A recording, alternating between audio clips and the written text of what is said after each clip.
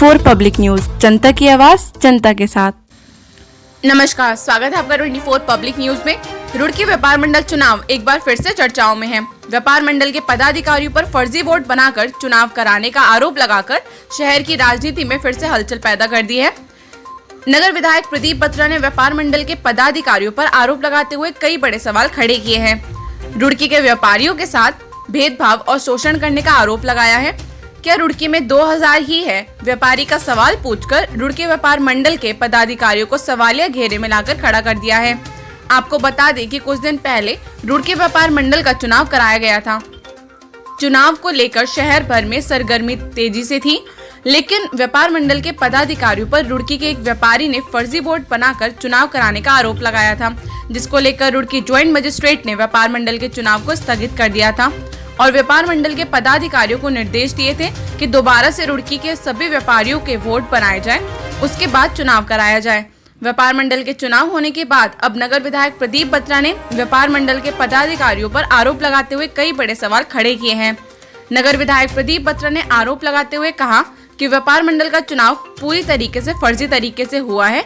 इस चुनाव में प्रशासन का कोई भी अधिकारी चुनाव कराने के लिए नहीं था। विधायक प्रदीप बत्रा ने कहा कि रुड़की शहर में लगभग 10,000 व्यापारी है और रुड़की व्यापार मंडल में मात्र 2000 वोटों पर ही चुनाव कैसे कराया गया है।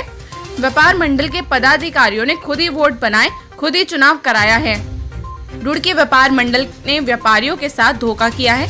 प्रदीप बत्रा ने कहा कि अपराधी व्यक्ति को चुनाव लड़ने और नामांकन गलत तरीके से कराकर महामंत्री बनाया गया है। Bureau report 24 public news. ये चुनाव मानते हैं इसको। रुड़की में कम से कम 8-10 हज़ार व्यापारी हैं और चुनाव हुआ 2000 वोट पे। और वोट किन्होंने बनवाए? जो चुनाव करवा रहे हैं। वोट मंडल डलवा रहा है जो चुनाव करवा रहे हैं। इस बाबत पहले भी शिकायत करी गई थी जॉइंट मजिस्ट्रेट डीएम साहब से, उन्होंने चुनाव रुकवाया था।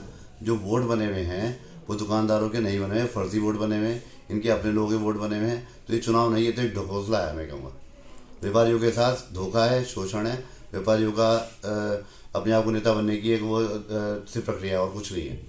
देखी गई आपराधिक प्रवृत्ति के लोग चुनाव लड़ रहे हैं, नॉमिनेशन गलत कर रहे हैं। इसकी शिकायत भी करी गई, नेशनल न्यूज़ में भी आया है, मीडिया में भी आया है कि जो लोगों पर आपराधिक मुकदमे हैं वो चुनाव नहीं लड़ सकते, उनको चुनाव लड़वा रहे हैं, उनको महामंत्री बना रहे हैं। तो चुनाव कहाँ से हो गया? ना तो कोई शासन की देखरेख में हुआ, ना कोई अधिकारी उसमें।